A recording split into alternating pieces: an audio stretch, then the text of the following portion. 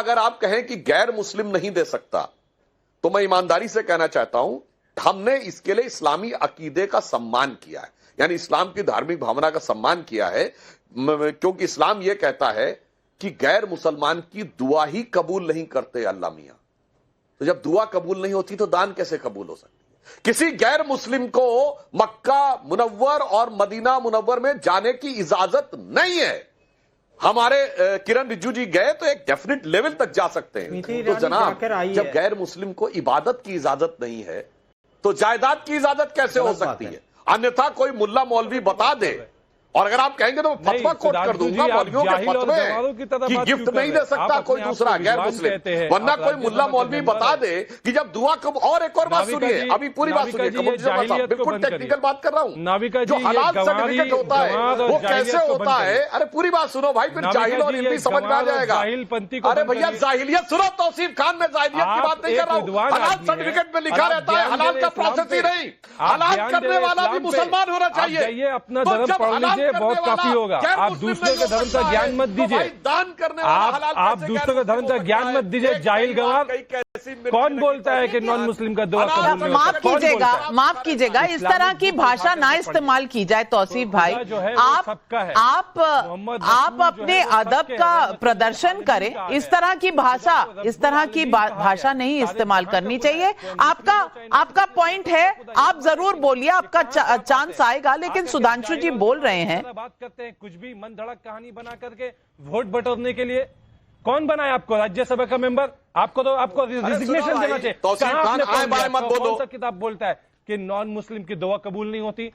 खुदा जो है खुदा ने हिंदू को भी बनाया। अरे बताओ, नॉन मुस्लिम की दुआ किसी मौलवी से करवा दो कि नॉन मुस्लिम की दुआ कबूल होती है। खुदा रब्बुल आलमीन है, मुस्लिम को जाने को दिया जाता है मक्का मदीना में। आए भाई साहब, आप बोल रहे हैं, आप खामोश रहिए, मुझे बोलने दीजिए। आप खामोश रहिए, मुझे बोलने दीजिए। आप खामोश रहिए, मुझे बोलने दीजिए। अरे आप सुनिए मेरी बात, खामोश आप रहिए, मैं आपको कोट करता हूं। सुनिए तौसीफ खान जी, अब आपने नाम शराब बात कही, आप अपना ज्ञान मेरी बात सुन लो, उसके बाद मुझे जवाब दीजिएगा। आप गंदगी मत फैलाइए। अरे सुनो, बहुत खामोश रहिए। मैं कोट कर रहा हूं, किसने कहा? खुदा जो है, मैं कोट कर रहा हूं इन एनी के। नहीं सुधांशु जी, आज मैं आपकी कोई इज्जत नहीं करता हूं, which is associated with false belief and religious practices of काफिर। मुफ्ती कुफायतुल्लाह का फतवा है, वॉल्यूम 9 पेज 328। गलत बात तौसीफ खान, मैंने फतवा कोट किया है, मुफ्ती कुफायतुल्लाह का फतवा है, आपको ज्ञान नहीं है धर्म के बारे में, और आकर के यहाँ पे बड़ी-बड़ी बातें बोल रहे हैं। काफिरों से आपको एक चाय वाला बना दिया राज्यसभा में, मुंह है, कुछ भी बोलेंगे। नहीं तो दिखा दो कोई गैर मुस्लिम क्या आप सीख करके आए हैं? आप खामोश रहिए, मैं बोलूंगा। आप खामोश। फैक्चुअल पॉइंट पे आ जाइए, फैक्चुअल पॉइंट पे आ जाइए। और तौसीफ खान भाई, फैक्चुअल पॉइंट पे मुझे बताइए। वो सुधांशु जी ने कोट किया है जो फतवा वो बोल रहे हैं, फतवा कोट करके बोल रहे हैं। अगर आप उससे अलग व्यू रखते हैं तो ये आपका मसला हो सकता है, वो कोट कर रहे हैं। और एक एग्जांपल मैं बोलूंगा। हाँ, लेकिन भाषा दायरे में रहनी चाहिए। मक्का मदीना में गया, चैलेंज करके पूछता हूं, उनको बोलिए खामोश। शराब बोलने के लिए मजबूरी है, जब वैसे तो नहीं होता है बड़ी विद्वान अभद्र भाषा बोलना मजबूरी हो जाती है। हाँ बोलिए, अब फैक्ट पे बात करिएगा। आज देखिए सुधांशु जी वैसे तो विद्वान की तरह बात करते हैं, लेकिन आज उन्होंने जो बात कहा बिल्कुल गलत कहा और नफरत से भरा हुआ बात कहा। कुरान में खुदा कहता है कि वो रब्बुल आलमीन है, यानी कि वो मुसलमान का भी रब है, हिंदू का भी रब है, क्रिश्चियन का भी रब है। और यही वजह है कि हम हिंदू क्रिश्चियन और दूसरे मजहब वालों से नफरत नहीं करते, क्योंकि खुदा ने मुसलमान को भी बनाया, खुदा ने हिंदू को भी बनाया है। और ये कहीं नहीं लिखा हुआ है कि खुदा सिर्फ मुसलमानों का दुआ सुनेगा और हिंदुओं का दुआ नहीं सुनेगा। हर इंसान का खुदा दुआ सुनेगा। तो जजिया और जिम्मी क्या है? इंसानियत सबसे बड़ी चीज है। तो भाई जजिया और जिम्मी क्या है बताओ भाई? इंसानियत बनो, इंसान बनो तो तुम मुसलमान बनोगे। आप ये झूठी नफरती नहीं। ये नफरती तौसीफ भाई इस्लाम कौन अच्छी तरह समझता है कौन नहीं समझता, इस पर मैं तो कोई टिप्पणी नहीं करूंगी। पर मैं ये जरूर कहूंगी कि जिस तरह की भाषा आपने प्रयोग की वो कम से कम आपको शोभा नहीं देती। आपने कहा किसने आपको बना दिया सांसद? एक चाय वाले ने बना दिया। आपने इस तरह की बातें अगर करनी है तो वो देश देख रहा है, देश सुन रहा है।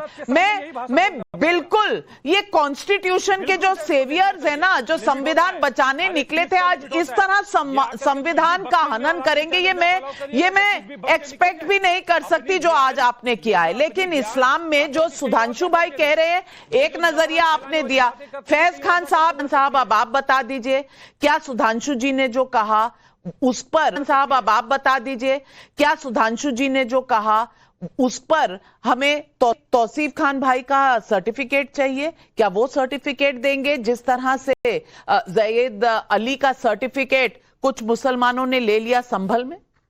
बिस्मिल्लाहिर्रहमानिर्रहीम रब्बिश रहली सदरी व यस्सिरली अमरी वहलुल उक़दतन मिन लिसानी यफ़क़हू। भारत माता की जय, वंदे मातरम। आदरणीय नाविका जी, मैं आपके प्रश्न का उत्तर अवश्य दूंगा। सबसे पहले लोकसभा और राज्यसभा में जो वक्फ अमेंडमेंट बिल पास हुआ है, इसको लेकर समस्त मुस्लिम समाज में बहुत खुशी का माहौल है। मुस्लिम राष्ट्रीय मंच और करोड़ों करोड़ मुसलमान की ओर से मैं नरेंद्र मोदी जी को बधाई दूंगा। और हम पूरे देश में मिठाइयाँ बांट रहे हैं, कृपया आप भी हमारी ये मिठाई स्वीकार करें, फिर मैं आगे की बात अवश्य रखूंगा। हम लोग बहुत खुश हैं, सच्चे मुसलमान खुश हैं। वो मिठाई का धर्म नहीं होता, नहीं मिठाई का धर्म नहीं होता, मिठाई तो खा लेनी चाहिए। ये इशू ऐसा है कि हम मिठाई नहीं खा सकते। देखिए उनका कुर्ता भी अच्छा हो गया। लीजिए लीजिए, पहली डिबेट में मिले थे फैज भाई, तो कह रहे थे देखो मेरा कुर्ता फटा है, गरीबों को आज 2 बजे रात को बिल हुआ है, कुर्ता नया आ गया। अब गरीबों को अधिकार मिल रहा है ना, मर्सिडीज और BMW 15 दिन बाद आ रही है। गरीबों को अधिकार मिल रहा है, हो जाएगी भाई इनके पास, गरीबों को अधिकार मिल रहा है। आपको क्या लगता है कि चंद मुसलमानों को ही BMW और मर्सिडीज मिलनी चाहिए, फैज खान जैसे मुसलमानों को नहीं मिलनी चाहिए? सारी जमीनों पे कब्जा होगा तो राष्ट्रीय मुस्लिम मंच और बीजेपी RSS डिसाइड करेगा किसको क्या मिलेगा। ये विषयांतर हो रहा है, तो भी बटी ही नहीं है नविका जी। नहीं तो फैज खान साहब कम मुसलमान है, कम मुसलमान है। अब आप तोलेंगे और बताएंगे कौन कितना मुसलमान है। हम बस एक चीज नहीं, तौसीफ खान पहले तो फैज खान साहब आप अपना जवाब। मैं अपना जवाब दे रहा हूं, ठीक है। देखिए वो बिल्कुल फैक्चुअल बात है, ये फतवा है ना। लेकिन हम प्रगतिशील मुसलमान उदार व्याख्या भी करते हैं, उदार फतवे भी देते हैं, और ऐसी व्याख्या देते हैं कि जिससे कि देश में और दुनिया में समन्वय स्थापित हो। लेकिन सुधांशु जी ने जो फतवा रखा वो भी सही है, ऐसे कट्टरपंथी लोग ऐसे फतवे देते हैं। अब मैं अपनी मूल बात पर आऊंगा, जो आज का विषय है। मैं विषयांतर नहीं होना चाहता था। पहले बताइए, हिंदू दान दे सकता है, अरे वही बता रहा हूं, या नहीं, हाँ या ना, वही बता रहा हूं। दिल थाम के बैठिए, आपको अभी पता चलेगा। सब्र जी।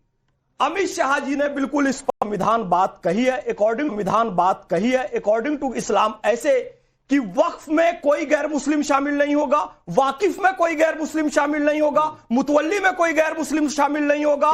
कलमा, नमाज, रोजा, हज और ज़कात जो विशुद्ध धार्मिक क्रियाकलाप है उसमें कोई गैर मुस्लिम शामिल नहीं होगा।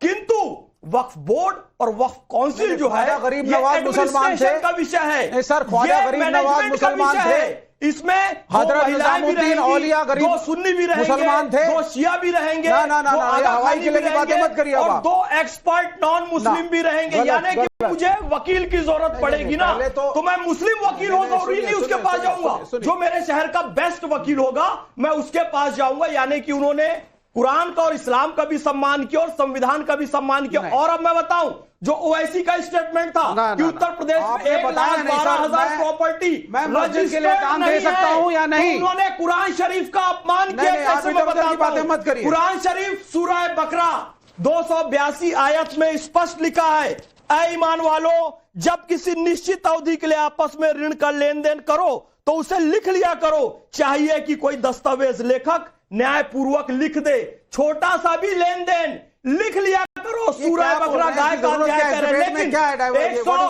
आपने 1,12,000 प्रॉपर्टी को लिखा नहीं, आपने अल्लाह के आदेश के विपरीत काम किया। फिर भी अमित शाह जी ने क्या किया, ये कह दिया कि भैया ये रेट्रोस्पेक्टिव बिल नहीं है, जो आपकी मस्जिदें 100 साल से है वो रहेगी। किंतु अनसेटल्ड मामले जैसे कि सुधांशु जी ने कहा था,